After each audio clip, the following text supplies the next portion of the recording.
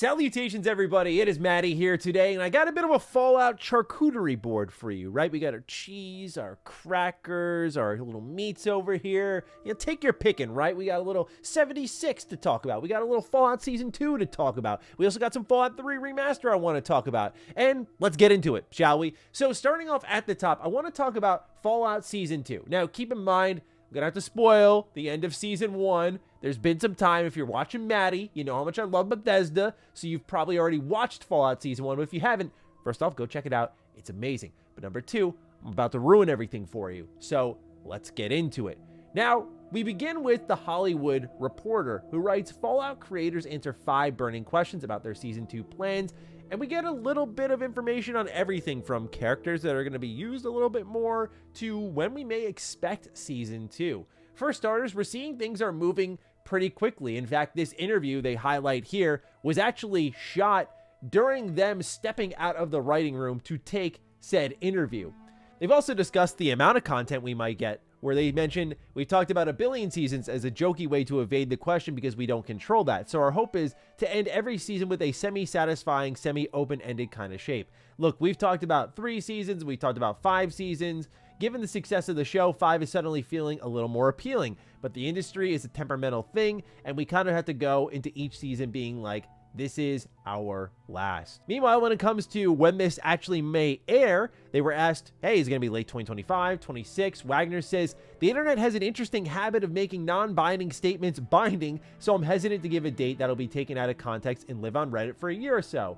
But we are going as fast as we possibly can, and we have a lot of heavy lifting from Season 1 already done. We have sets, assets, visual effects that are already done. We are hitting the ground running this season. We're going to be pedal to the metal to get Season 2 out as fast as humanly possible.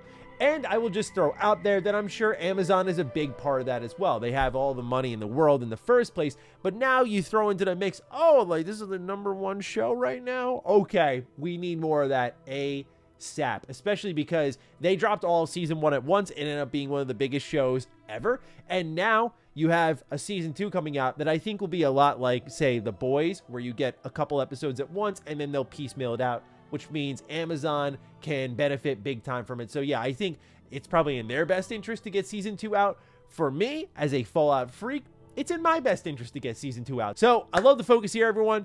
Keep it up. And there's other hints that I think makes it believable that Season 2 might roll around a little bit quicker, because Wagner also mentions here when they talked about shifting from California to New York that it's actually relatively smooth sailing right now when it comes to shooting for the show because they have a great desert here in California. We're going to start scouting locations we literally can drive to from the writer's room.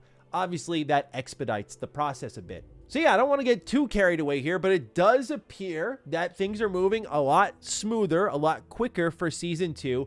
I was not aware that TV and movies, and part of my ignorance in advance here, many of you know I'm very much an amateur in that department compared to something like games, but when it comes to TV and movies, I didn't know there was like shared assets between projects, like props, sure, that makes sense, but visual effects, sets, that sort of thing, I was unaware of that information because I think of it a lot like game development and how you can share assets from project to project, and that's why usually the sequel is expected to be much bigger than the original project, because the original project is just like getting there, just getting to that point, versus the sequel, a lot of it's already made. So I think this can also mean that Fallout Season 2 can take a lot more on, but also the idea that it can come quicker, I mean, end of 2025 is super ambitious. I personally wouldn't have expected that. I would have thought we were going to be going another 3 years without it. So anything within the 2-year window would be a tremendous surprise for me. At the end of the day, the show was so good. I just say don't rush it. Like, it's cool. I can wait. You know, I love Fallout, truly, and I wouldn't mind getting more of it very soon. You know, I'm not going to argue against it, but like, if we get the quality of Season 1 again, oh, I can wait. That was amazing. And the reason I'm excited for Season 2 is because, spoiler alert, I'm going to give you one more warning. Spoiler alert. With the way Season 1 ends, where you see New Vegas, it's like, oh my God, I could not be more excited to see what the plans are from the writing team and how they want to handle this one, because they've mentioned already they're trying to avoid selecting a canonical ending of sorts. At least that's my understanding of it. I don't know how you visit New Vegas all these years later and it's completely in a different state from where you last saw it, and not answer the question of what ending the player selected and make that canonical to build the timeline out further, especially because it's an exciting proposition. One thing people are wondering is, okay, New Vegas, home of Robert House, one of the best characters in all of Fallout. What's going on here? Is he coming back? Oh yeah, they say right here, fans can look forward to future conversations about Robert House, an integral figure in the games, to New Vegas, and will return for more episodes and the Deathclaw skull reveal in the end. Many of our lead characters are Vegas bound, Wagner said. Las Vegas in the world of Fallout is Robert House's town. Robert House will be involved in Season 2. I am so excited. I adore Robert House as a character, like truly. One of my favorite twists, if you will, is in New Vegas involving Robert House. I think his character is so exciting. And when you talk about the look from the game to the TV show, I think a lot was done right. But when it comes to characters, Robert House was one of our few, like, hey, we're pulling something straight from the game and putting them in this world, live action, and what a phenomenal selection. Like, looks the part beautifully, and I'm so curious how they weave them in. Is it more pre-war stuff? Is it going to be more post-apocalyptic stuff? Like, where do we see Robert House? Because if it's in the aftermath by this point in the timeline, New Vegas, depending on the selection made, like, what happened to Robert House? Like, these are questions that can be answered in a really exciting way, and I'll admit I'm more keen to learn, like, if he's alive or not, versus what we have in the more obvious realm, which is like, yeah, more pre-war segments, which is one of my favorite parts of the show. So we'll see. They also mentioned in this quote here that they were trying to find a spot for a Deathclaw in Season 1. We get the skull at the end of Season 1, indicating that Season 2 will likely finally introduce that nice new version of the Deathclaw. And they also mentioned here for Season 2 that I think what Jonah was maybe alluding to, with his question being that they're going to be playing with elements in the same space, but not necessarily the same elements, that there were so many things that we were able to not put into this show that we really desperately wanted that, and are either brilliant ideas for characters, creatures, or set pieces. We're always going to be bringing in new things from the Fallout mythology as we move the show forward, which once again kind of firms up the idea that you're going to see a Deathclaw or other things missing. You know, maybe a Robo-Brain. That'd be kind of cool. I wouldn't hate that. Nonetheless, really excited for Fallout Season 2, but we got more to get into. We have Fallout 76, where a really great interview was conducted by Windows Central Gaming, where they asked a bunch of key questions. One in particular that I'm like kicking myself for not asking Todd when I had the moment to, because it's such a great question, but we get the answer here, and it is disappointing to say the least, but it's understandable with the type of game it is, and it seems like Bethesda overpromised and underdelivered. Let's talk about mods in 76, where they're asked, could we eventually see mod support from Fallout 76? And they said, we've never really like pushed back on players who add UI mods and things like that, but any other mods you would expect to have a script extender that you often need for single player games. That won't happen with Fallout 76. Being online, we have to protect the integrity of the game to make sure the players aren't injecting code and destroying the balance of the game in some way, shape, or form. Taking public teams, for example, we wanted to make sure that players' mods weren't affected by some of these new features that came in. Even though we usually don't support official mods, we're still aware of mods that players are using for UI things. So ultimately, what we gave them with the loadout system and the job board, they had already kind of started to appear in the modding community. They had a way for them to be able to select different loadouts and actually change the parts on the fly. But we kind of gave them that in the game, which is better supported. We did this because if we do any updates, it kind of guarantees that the features will continue to work. But yeah, we don't officially support mods for a lot of different reasons. We try not to break the UI mods, but sometimes it is necessary. Disappointing, but understandable when it comes to public games. It wasn't answered in this interview, but I'm not sure why things like private servers really aren't mentioned here at all. Like why, if we're offline, this is something that we couldn't do, because then it's not interfering with other players. They did mention code here and how it could really damage the balancing of the game. I imagine it's just a security protocol at this point. Like, hey, it sounds great. We could probably get away with it, but if we go hog wild with this thing, it's going to upend the entire game, and then it's completely broken. And you probably don't want to tamper with that at this point in the game's lifespan when it's doing so well. So it stinks, because one of the big hopes for 76 was people making an offline mode, people taking the very beautiful world and assets it has and flipping them into a whole new Fallout experience. That was a really exciting prospect there. And of course, filling out the world more, creating new maps, that sort of stuff. Like I could see almost a Forge mode built off of the settlement mode where you could also make your own quests, really working well in 76. So some sort of user created content would be awesome beyond just settlement building for this game, especially if mods aren't going to be there. We'll see if they remedy that in any way, but it seems they're finally putting it to rest that modding in a big way isn't going to happen for 76.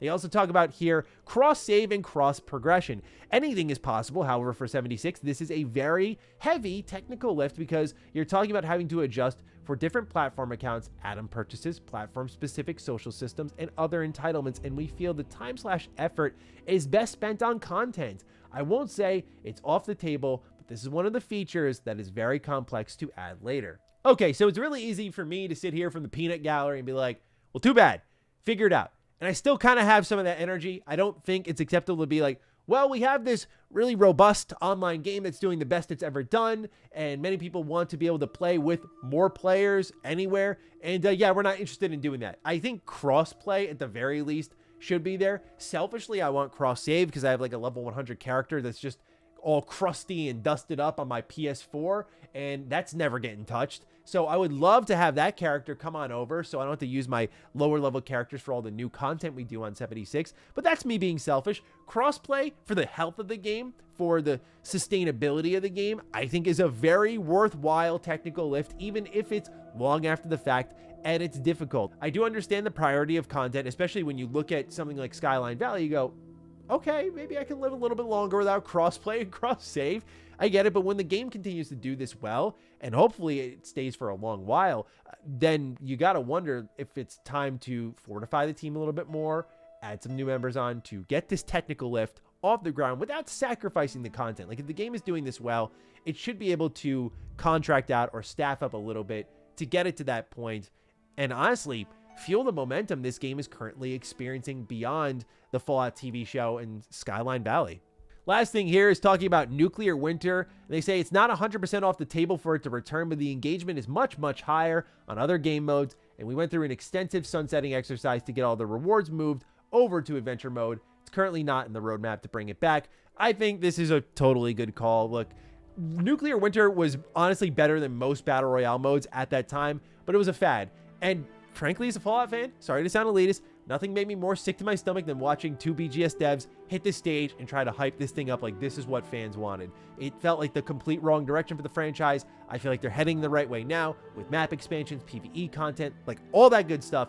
Keep giving us more of that. It's no coincidence that suddenly people are more positive on the game as they're giving more of this and less of Nuclear Winter. Was it a fun experiment? Yes. Do I have fond memories of it? Absolutely. I don't think it was bad at all. In fact, it was very weird that after all the bad things happening in the 76, the first really good big update ahead of Wastelanders was Nuclear Winter. Like, it was a really fun time. But when it comes to focus, I think it's wise to just leave that mode as a thing in the past. Hey, remember that? Yeah, this game's really been going on for a while, and let that be that. Last item on the charcuterie board I want to throw your way. Let's talk about Fallout 3 Remaster. I know, surprise. That's why I put it at the back end of the video, because for those of you who've heard me talk about it a million times, like, okay, Matty, we're sick of this. But I was toying with the idea of making a Fallout 3 Remaster video following up my interview with Todd Howard, just based on information we got about the Fallout IP. But the more I thought about it, I was like, no, I've done this like a million times before. Just having it be a part of a bigger video so it's more optional is a better idea to me. So that's what I wanted to do here. So what we have, as I broke down the Todd Howard interview, is 2 Fallout projects in development. Not only was this confirmed with Kinda Funny Games, but he pretty much reaffirmed it on my own interview with him. Then you also have no remakes or ports of Fallout 1 and 2. We have Fallout 4 Next Gen already being a thing. He answered my question when asked about Fallout spin-offs, saying, well, we look at that and think about how can we put that into Fallout 76, like a smaller Fallout game. Okay, so when you scale down all of these options, what does that really leave you with? New mainline entries, of course. I think a new mainline entry like a New Vegas 2, definitely, although that's a much longer term thing. But when you really look at the words that Todd has selected over the years, I look at something like Fallout 3 Remaster or New Vegas Remaster, and I think that fits the bill perfectly. It's an easy answer, more immediately than a mainline game could ever be spun up. And I think when you time it out with something big happening with 76 involving Fallout 3, it really just meshes well. Especially, again, because you look at that whole list and what truly does remain. Okay, no remakes, no ports. But remasters are still on the table. We didn't eliminate that all of a sudden. Fallout 4 is already updated. You have Fallout 1 and 2 staying in their original forms. 76 is where all of the smaller scale Fallout experiences are going to go. One could be a mobile game, but they just are getting ready to release Elder Scrolls Castles, so that doesn't sound right to me either. So it's got to be probably the remastered, you'd think, right? I mean, outside of that, it doesn't seem like Todd was really interested in any sort of like Fallout Tactics game or something along those lines. So we'll see. But right now, Fallout, what's going on with it is an interesting position. We have Season 2 being like the real exciting thing to look forward to. That's a guarantee. 76 is on the upswing. Like, it's a really strange time. And then you have the Fallout 3 remaster, which is kind of on the back end, which will be on the front end for people whenever it's finally announced. So, ladies and gentlemen, we continue to wait patiently for that. But this has been a nice Fallout ramble. I appreciate you tuning in. And let me know your thoughts down below and what you're thinking on the future of Fallout. Fire away. Other than that, take excellent care of yourselves, and I will see you in the next video. Stay sexy, stay active. I love you all. Peace.